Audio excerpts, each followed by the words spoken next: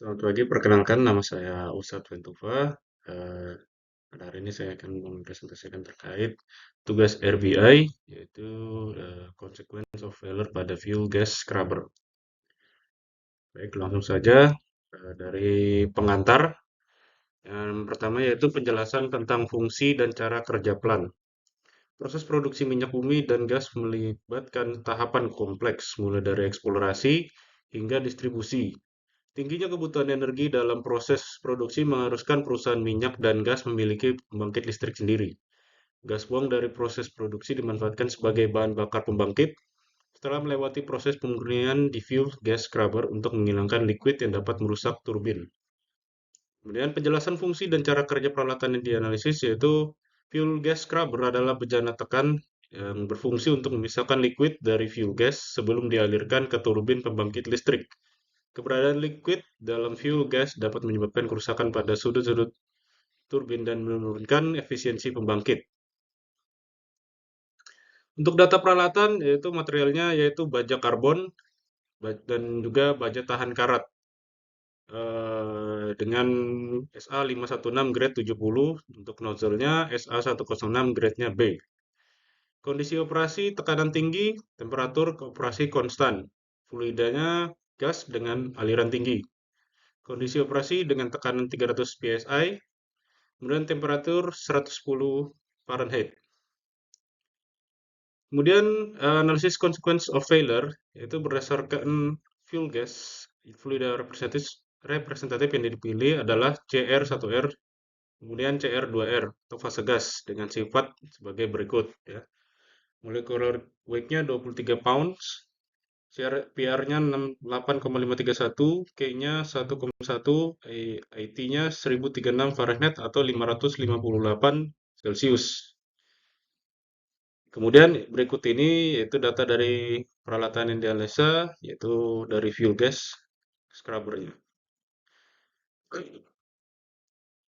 Kemudian penentuan ukuran lubang kebocoran. Yang pertama, release hole number, release hole size, range in hole diameter, range, release hole diameter DRNR in per inch.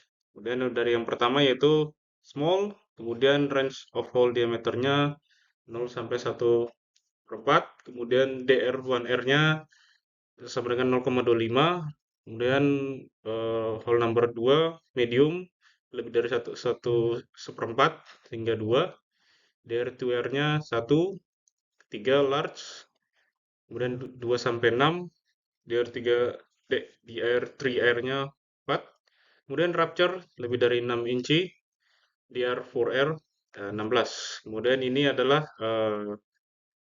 lampiran yang dari gas scrubber yang ada dari hasil pengujian ultrasonic thickness pada alat, kemudian nilai ketebalan terkecil tiap bagian. Kemudian penentuan tipe kebocoran dari hasil perhitungan untuk penentuan tipe kebocoran dipaparkan sebagai berikut. Dari yang lubang kecil 10,35422 detik continuous, kemudian lubang sedang 642,22 detik, lubang besar 40,39 detik instantaneous, lubang rupture 2,52 detik instantaneous. Kemudian fase fluida setelah keluar ke atmosfer berdasarkan dari analisis terhadap fluida yang digunakan dalam sistem fuel gas scrubber. Fluida yang keluar ke atmosfer akan tetap berada dalam fase gas apabila fluida tersebut memiliki sifat gas pada kondisi operasional. Namun jika fluida yang keluar memiliki titik didih lebih dari 80 Fahrenheit, pada kondisi lingkungan, fluida akan dianggap sebagai cairan dalam perhitungan konsekuensi. Berdasarkan API 581. Kemudian penyesuaian luas area konsekuensi oleh sistem mitigasi. Seperti yang diatur dalam API 581 ya, ada di sistem mitigasi yang digunakan di fuel gas scrubber ini ya, ada meliputi yang pertama inventory blowdown dengan sistem isolasi kategori B atau lebih tinggi. Sistem ini didukung oleh pressure safety valve atau PSV yang secara otomatis mengalirkan gas ke flare untuk dibakar secara aman berdasarkan tabel referensi API 581. Faktor reduksi mitigasi untuk sistem ini adalah sebesar 0,25, yang berarti mampu mengurangi luas konsekuensi hingga 25%. Kemudian faktor koreksi efisiensi energi. Koreksi ini memperhitungkan ukuran lubang untuk menyesuaikan pengaruh energi pada area konsekuensi. Nilai koreksi efisiensi energi dihitung berdasarkan persamaan logaritmik dengan hasil sebagai berikut.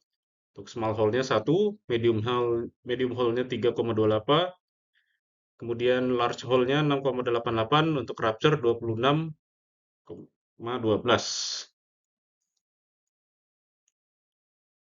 Kemudian untuk dianalisis likelihood of failure dan identifikasi mekanisme kerusakan ya, dari tinning, mekanisme yang relevan telah diidentifikasi sebagai berikut ya. Pertama, tinning.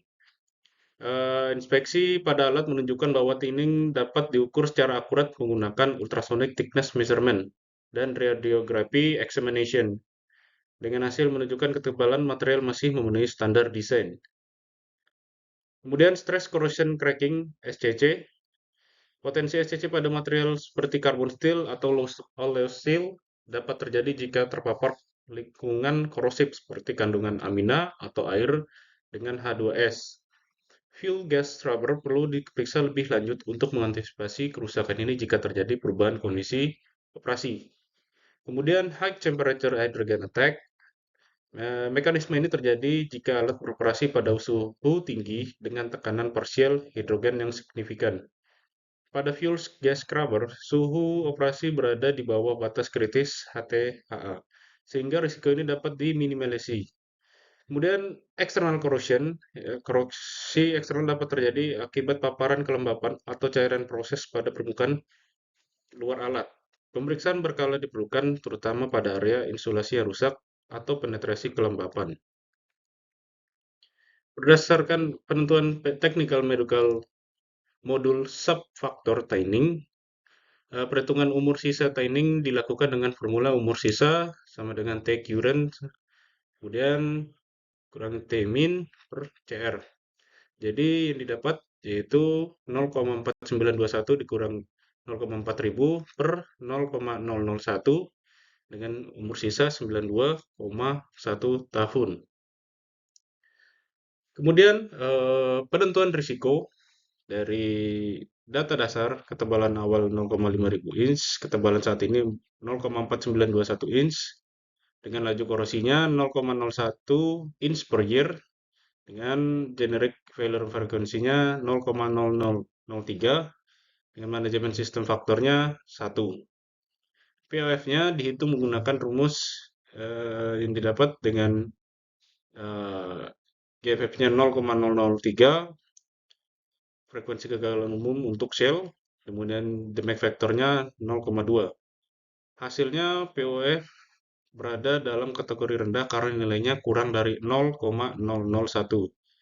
COF didapatkan yaitu fluida flammable berbahaya, tekanan tinggi yang meningkatkan risiko dampak jika gagal, kategori tinggi itu COF 3. Tingkat risiko kategori POF rendah kurang dari 0,001, kategori tinggi COF 3 dengan hasil risiko yang didapat yaitu adalah medium. Kemudian penyusunan program inspeksi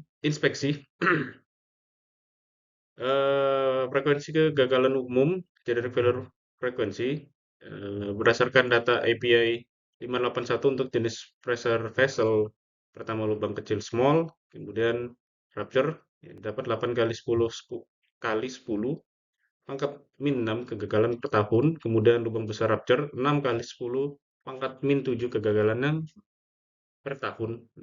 Kemudian ini dapat yaitu dari faktor kerusakan ya, akibat korosi internal dari fluida hidrokarbon, ketebalan dinding 15, kemudian ketebalan minimum 12, laju korosi 0,2 mm per tahun, estimasi yang tersisa itu 15 mm kurang 12 mm dibagi 0,2 mm per tahun sama dengan 15 tahun.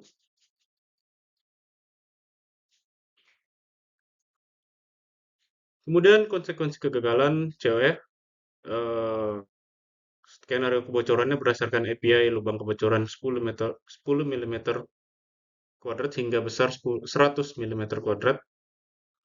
Kemudian laju kebocoran 5 meter per kubik per jam untuk lubang kecil, 50 meter per kubik per jam untuk lubang besar. Dampaknya yaitu pertama keselamatan, fluida hidrokarbon mudah terbakar, risiko ledakan tinggi. Kemudian lingkungan, potensi pencemaran lingkungan jika terjadi tumpahan hidrokarbon cair. Ekonomi, tentu saja untuk potensi penghentian operasi menyebabkan kerugian besar. Matriks risikonya untuk POF sedang, untuk COF tinggi, tingkat risiko totalnya medium high atau sedang tinggi. Untuk jadwal inspeksi sendiri, untuk di 2024 seharusnya di ultrasonic thickness measurement, metode ultrasonic, tujuannya untuk memantau tanning. Kemudian di 2024 juga yaitu visual examination, metode visual, deteksi awal kerusakan fisik. Kemudian nanti di 2029 Comprehensive Inspection RBI DET, yaitu kombinasi visual, ultrasonic, dan juga NDT, yaitu tujuannya untuk mengevaluasi keseluruhan kondisi.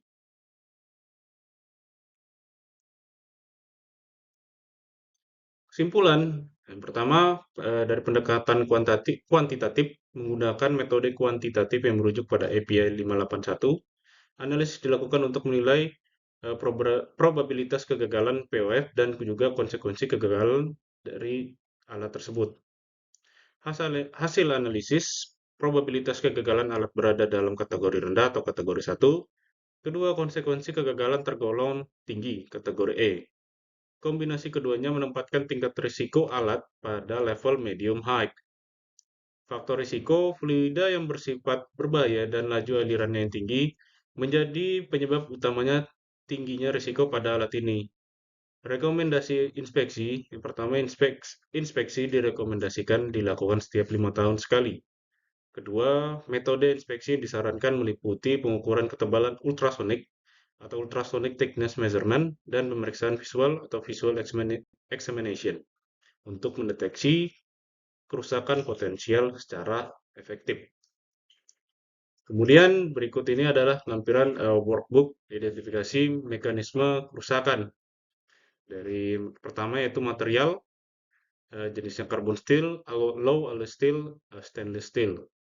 Kemudian high temperature hydrogen attack-nya yaitu carbon steel, low alloy steel dengan brittle fracture-nya carbon steel, low alloy steel, dan juga creep-nya sama yaitu khususnya stainless steel dan juga chrome steel. Kemudian untuk di lingkungan, kehadiran klorida H2S, amonia atau lingkungan asam dengan tekanan parsialnya hidrogen 0,55 MPa.